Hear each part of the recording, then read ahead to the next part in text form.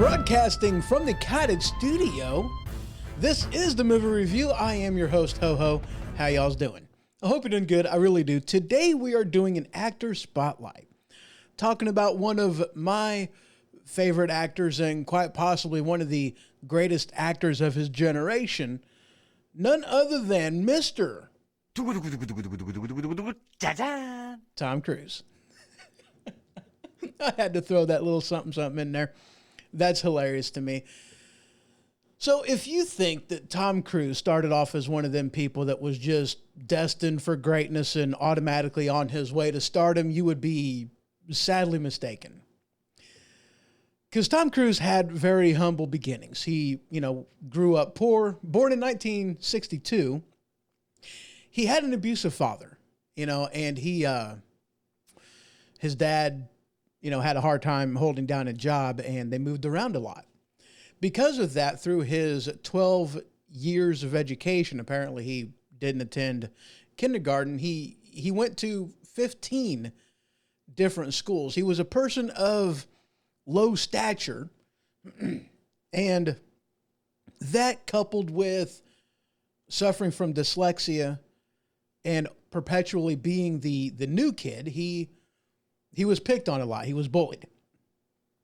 And, he pursued extracurricular activities because of his dyslexia. And, he did soccer, he did baseball, football, hockey, among other sports. He excelled at it until his senior year. He suffered from a knee injury that left him unable to pursue that. And during his senior year, he decided that he would try out for a role in the high school play, where he did actually land the role, and, it taught him a little something. And then he graduated by the skin of his teeth and really never did. He didn't even attend his own graduation ceremony because he felt that he somehow cheated the system because he was basically a functional illiterate, as he put it. Because even though he wanted to learn, after he got done reading a page, he just couldn't remember what it was that he read. And so, not seeing any type of a future in academia, he didn't pursue, he didn't pursue furthering his education, and he really didn't, feel as though he would be able to make it in, regular things of that nature. And due to his knee injury, he didn't have a future in sports. So he moved to New York, where he pursued an acting career. And he basically, auditioned for anything he can get his hands on. And in 1981, 2 movies were released. The second one was Taps, which was his first speaking role in his second film that he acted in. And that performance that he had, it drew the attention of, I believe, the producers of an upcoming movie that was a film adaptation of the book The Outsiders, which was, a book that, at least in my generation, was just kind of required reading. And after we read that book, we also, watched the movie. So, for me, that was like the first movie that I've ever seen him in, and he had an outlook with his acting career that he understood that he wouldn't just be able to skate by the way that he did in school. So, he was very determined to better himself, through just sheer will and charisma and a gift for improv. He asked a lot of questions in his roles, getting a lot of guidance from directors and producers on, to describe the character, so that this way he can get a feel for who it was that he was portraying. He got a lot of guidance as far as what they were expecting in the role. And one of the scenes that I remember was out of a his early years of acting. It was from the movie. Let me actually pull it up because I don't remember off the top of my head of when this movie was actually done. There it is. But it was the movie Risky Business from 1983. And the scene was like, it opens up with looking through a doorway. You got a banister behind him, and music is playing, and he's sliding through the doorway and into, center stage, as it were. And he's wearing a button up the front t-shirt, tube socks, and his whitey tighties. And this scene was completely improv. It really was. And he's singing, or at least lip syncing to the song, and he's dancing this entire scene. And his dedication to the craft, I mean, he really did, he put everything into it, because he really did have drive and determination to succeed, because to him, it was almost as if it was his only option, for making money and being successful. So he put everything into it, but with him having dyslexia, he was, because script reading is a major part of, working as an actor in Hollywood. He really dedicated himself to teaching, or to learning, I should say, how to be a visual learner. And he was eventually able to overcome his dyslexia. And now, I mean, he has been in films throughout the years, working steadily in a butt ton of different films, spanning from 1981. And he's got, with the recent release this year of Top Gun Maverick, and with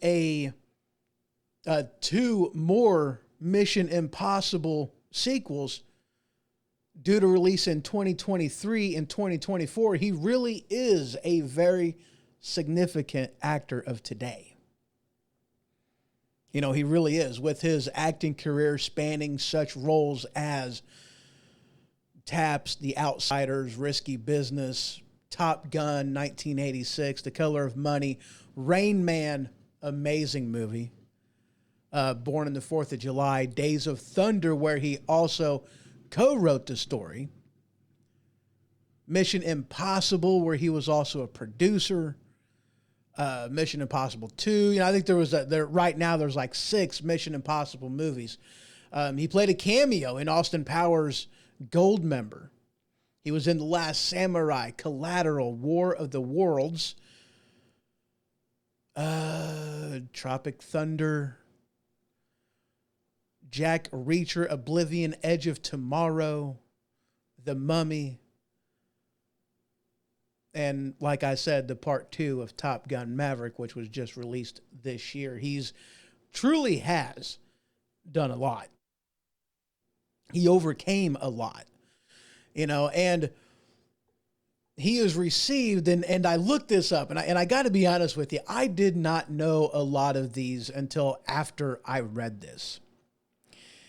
He has been nominated for 103 awards, winning 38 of them. Such awards like the Academy Awards, Blockbuster Entertainment, Chicago Film Critics Association, Critics' Choice Movie Awards, Empire Awards, MTV Movie Awards, National Board of Reviews, a bunch of them spanning his entire career. And I've also got some additional facts that I have found as well in here, and some of these are, rather entertaining. And I can include these articles that I'm pulling this information from, more specifically the Wikipedia page of him, his filmography, which is also on Wikipedia, and then some notable facts that I had found about Tom Cruise. And some of these are actually kind of entertaining. And like I said, there's a lot of these that, prior to reading these, I didn't know. And outside the ones that we've already discussed, let me go ahead and include just a few. Disney's Aladdin, in order to make that character more likable, Disney, took some of the, facial characteristics of Tom Cruise to make the character Aladdin. I did not know that. He is accredited in, from back in 1986, I believe, for saving the company Ray-Ban, the popular sunglass manufacturer, maker. Of course, he did completely improv the dance scene in Risky Business. He was the actor who was first approached for doing the role Iron Man before Robert Downey Jr.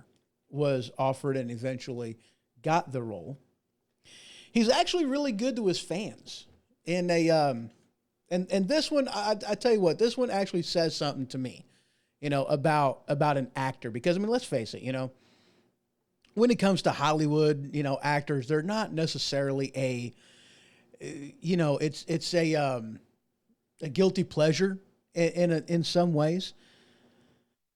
It's not necessarily a job that is needed in society. And the reason actors have their fame and their fortune is directly associated to the fans. And to hear this about an actor really does speak a lot to me. He was during an interview with Men's Health. He normally spends more than 2 hours interacting with his fans at events. And he's quoted as saying that people are really kind to come out, so he wants to say hello. And like I said, that to me speaks loads about, who they are as an actor in their craft. That's just something to me that's pretty neat, Continuing on, he actually learned to dance by watching Soul Train. I'm kind of dating myself, but again, he was born in 1962. But yeah, watching Soul Train is where he actually, kind of learned to dance. I'm sure that he learned a lot of different things throughout the years, various places. But there you go. He does have his pilot's license.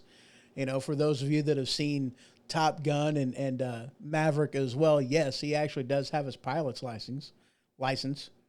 He received, or he achieved, an acting milestone back in 1996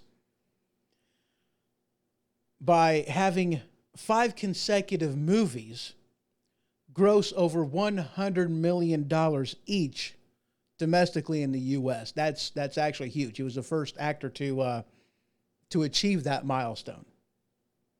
He is a fencer, which I thought was interesting. And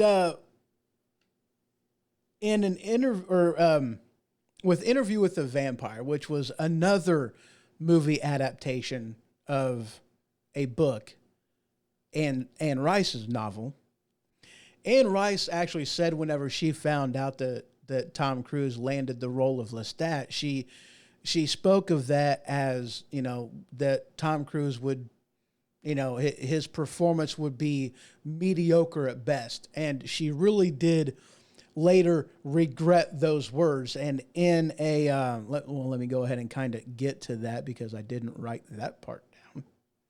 And I apologize. Oh, wow. I'm way down there already. Holy cow. Okay, there it is.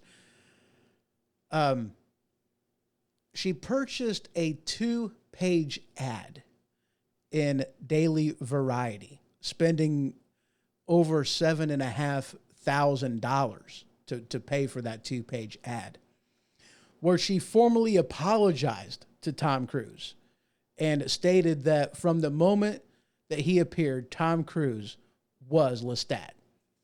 I thought that was actually pretty cool, because I mean, think about this. How often does it actually happen that that an actor so perfectly portrays a character that matches, you know, what the author actually intended, you know, that character to look like, you know. So I mean, for Anne Rice to say something like that had to have been, you know, just huge for him. You know, so another one of the things that I thought was pretty stinking cool. You know, he's an actor whom is known for, you know, being directly involved in some of his stunts. You know, he's broken bones. He broke a thumb in The Outsiders. He broke an ankle in one of the Mission Impossible movies. I don't remember which one, you know, but he constantly does these type of things. He actually did dangle from the plane in Rogue Nation, in the movie, well, one of the other Mission Impossible movies, Ghost Protocol. He did hang from a canyon wall and hung from a skyscraper. You know, he's kind of known for his action, and he is known as the Running Man, you know, not to be confused with Arnold Schwarzenegger's Running Man, and not to be confused with, you know, Tom Hanks. He was running. You know, Tom Cruise is known as the Running Man. And this is actually kind of funny because, let me scroll on down to this too, because this cracked me up. Oh, let me get to it again. Good grief, people. Oh, well, no wonder why. I scrolled too far. I apologize. So, and I'm just going to read this entire thing because, you know, this short paragraph, because it's funny to me, and there is no way that I can put it better than how they put it in this article. No matter the film and no matter the storyline, Tom Cruise is always running, either towards or away, doesn't matter. Some evil danger, still managing to precariously balanced, precariously handsome athleticism and sheer terror. In this video, you can catch a glimpse of every single one of Tom Cruise's terror-stricken fleas. And the popularity of this video inspired Cruise to add this to his bio on Instagram. Tom Cruise, actor, producer, running in movies since 1981.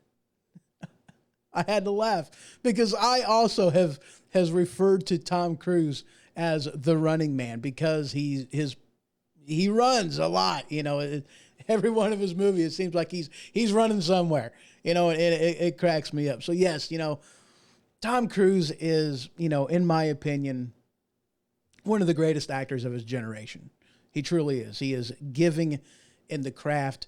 You know, that's not to say that, you know, there's not some negativity in there as well, because we all know you know, the multiple sides to every person. But as an actor in his craft, he has my respect.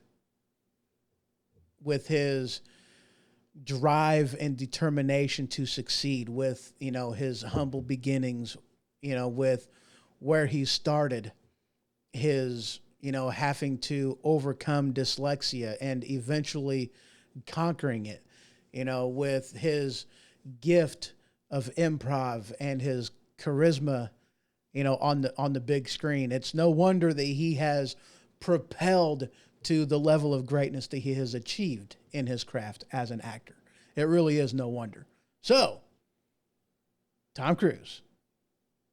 So that's all I got for you guys on this episode. I do thank you for tuning in. Next time, I haven't decided what I'm doing on the next one. I don't know if I'm going to be talking a little bit about, you know, Mission Impossible, or if I'm going to move on altogether and cover something entirely different. I really don't know. Tune in to find out which direction I go.